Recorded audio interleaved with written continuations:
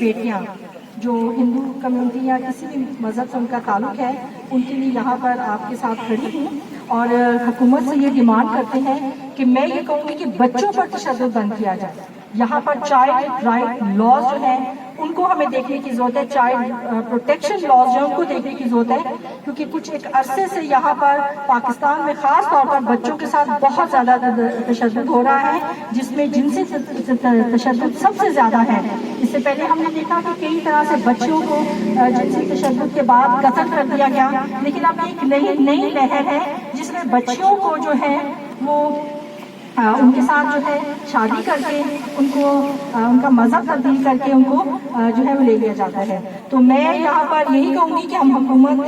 وقت سے یہی تقاضا کرتے ہیں اور بھرپور ڈیمانڈ کرتے ہیں کہ جو رجسٹرار ہیں، جو نکاح خواہ ہیں، ان سے انکوائری کی جائے اور ان کو پکڑا جائے کہ وہ انڈر ایج بچیوں کو کس طرح سے ان کا نکاح پڑھاتے ہیں۔ ہماری سب سے پہلی ڈیمانڈ یہ ہے، اور اگر یہ قانون جو ہے موجود ہے کہ 18 سال سے کم عمر کے بچوں کی شادی نہیں ہو سکتی، تو پھر یہ بچی جو کہ 13 سال کی ہے اس کی شادی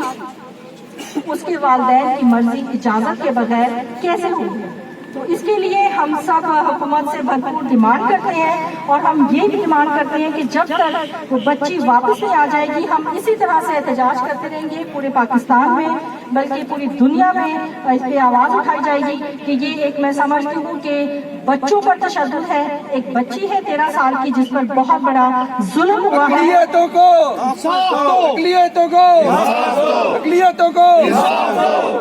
اس طرح کے پہلے بھی کیس ہو چکے ہیں، ایک بچی ہما یونس کا کیس ہے جو اب تک بچی واپس نہیں آ سکی۔ اسی طرح گجرانوالہ میں 2 سال پہلے ایک بچی جو 14 سال کی تھی، اسی طرح سے مجسٹریٹ نے اس کو اس کے شوہر کے ساتھ جانے کی اجازت دی، جو ہم سمجھتے ہیں کہ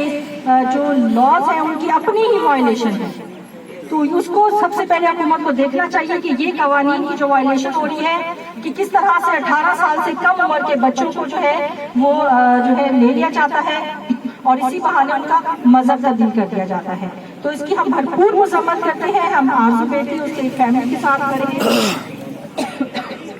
اور ہم یہ کہیں گے کہ یہ اقلیتوں کے حقوق پر سب سے بڑا ڈاکہ ہے۔